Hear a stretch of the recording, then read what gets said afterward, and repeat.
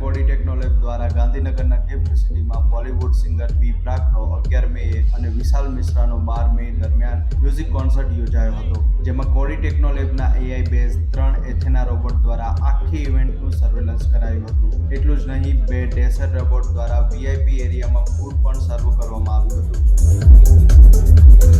આ અંગે કોડી ટેકનોલેબના ચીફ સેલ્સ ઓફિસર દીપ પંચાલે જણાવ્યું કે આ ઇન્ડિયાની ફર્સ્ટ ઇવેન્ટ હશે જેની અંદર રોબોટ દ્વારા સર્વેલન્સ કરવામાં આવી રહ્યું છે. તો ફર્સ્ટ રોબોટ છે એથીના, જે સર્વેલન્સ રોબોટ છે, જે અહીંયા આગળ સર્વેલન્સ કરી રહ્યું છે દરેક ખૂણે અને દરેક વસ્તુ ઉપર ચાપી નજર રાખી રહ્યું છે.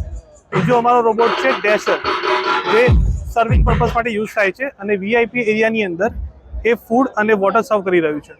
એઆઈ બેઝ એથેના રોબોટની વિશેષતા અંગે વાત કરીએ તો આ એક સિક્યોરિટી સર્વેલન્સ રોબોટ છે, જે મોલ્સ, એરપોર્ટ અને પબ્લિક પાર્કિંગ જેવી જગ્યાએ સિક્યોરિટી સર્વેલન્સનું કામ કરે છે. તેમાં 360 ડિગ્રી કેમેરા લાગેલા હોવાથી તે અન્ય સીસીટીવી કેમેરા કરતાં જુદો પડે છે.